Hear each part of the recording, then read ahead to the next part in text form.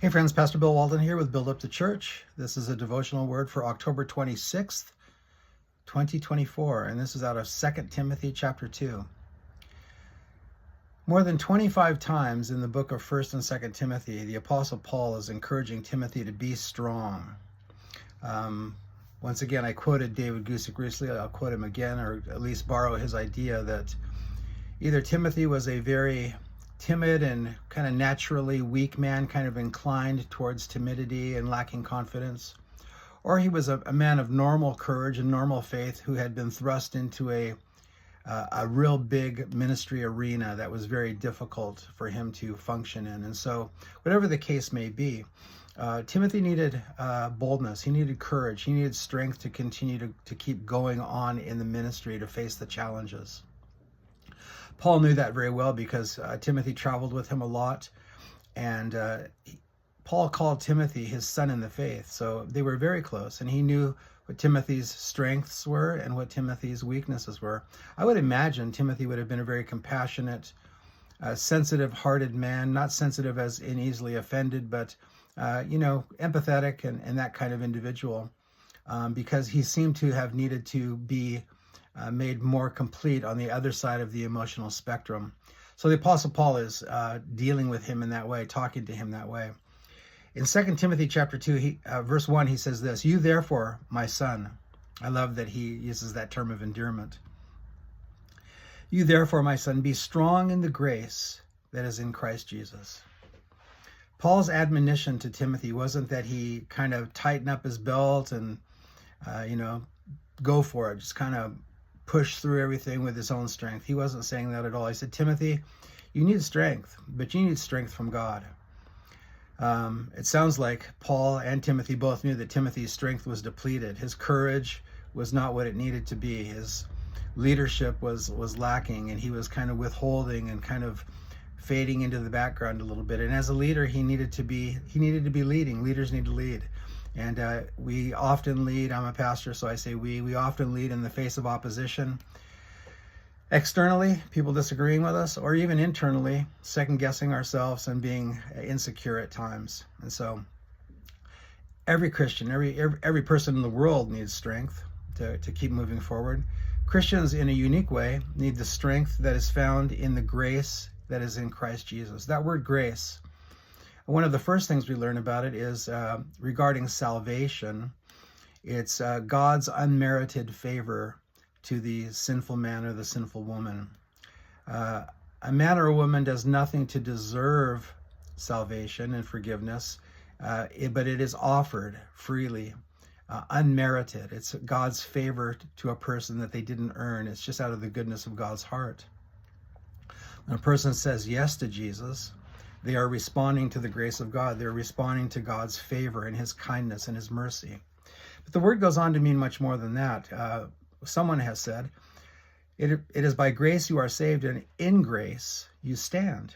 In that same unmerited favor of God, we make it from day to day. And so when Paul says here, "You therefore, my son, be strong in the grace that is in Christ Jesus," he's saying this, God's grace is there for you. And the word grace, besides meaning unmerited favor, also means divine enabling, divine friendship, the divine presence of God. And so Paul is telling Timothy, listen, God is there to strengthen you, but that's what you need to depend on.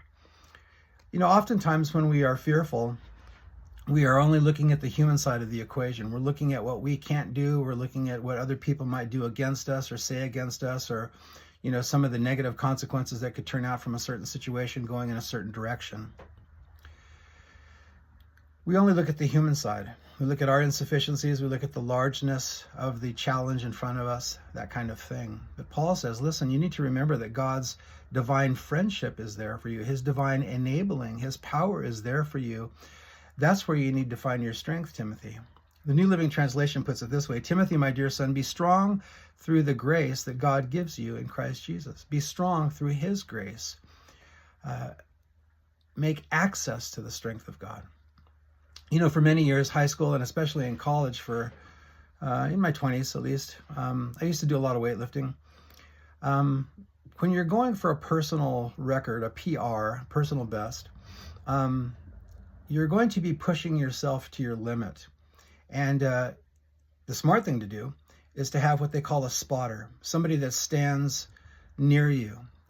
If I'm doing a bench press and I'm on my back and I'm lifting the weight up over my head like this, there's somebody that's standing there and they're looking down at me and they're watching me push to the very limits of my strength. Then if I need help, they just kind of lightly grab the bar, just give me 5% help or 10% help or whatever else I need to just kind of get it up and to finish that repetition. So a spotter is really important when you're facing your limits. That might not be the best example in the world, but I just feel like God's my spotter. When I'm at my limit, if I only look from the human perspective, I want to quit. But I need to realize he's watching over me. He's right beside me. He's there to assist me to go further than I've ever gone before or than I think I can go. That's God's grace. His divine friendship, his divine presence, his divine enabling to do more than I'm able to do on my own strength. The Apostle Paul faced a lot of challenges, and he understood about the grace of God. In 2 Corinthians chapter 12, he talked about a messenger of Satan, which was buffeting him. And we don't know what that meant, but Paul was under a lot of hardship physically, psychologically, emotionally, mentally. And he prayed to the Lord 3 times that God would remove this messenger of Satan, whatever it is. But God responded to him this way. He said to me, 2 Corinthians chapter 12, verse 9, he said to me, "My grace is sufficient for you, for my strength is made perfect in weakness." Paul, you have what you need. You just need to access it. You need to fall back into it. The New Living Translation puts it this way. Each time God said, "My grace is all you need. My power works best in weakness." When is the spotter in weightlifting really appreciated? Well, you appreciate that he's there, but you really appreciate him when you reach your limit and you let him help you or let her help you. And so Timothy was told, listen, you need to be strong in the grace. The grace of God is there. I think a lot of times when we're facing something that's so big for us, the most real and present thing is the fear. That's very real. You don't have to imagine the fear. It's real. What you have to, if you will, by faith, understand, believe, imagine, is that God's grace is bigger than that very real fear that you're feeling. And so you step out in faith and you say, Lord, I'm afraid. I can't do this, but I'm not going to be paralyzed. I'm not going to be held back. I'm going to believe that you are there to help me.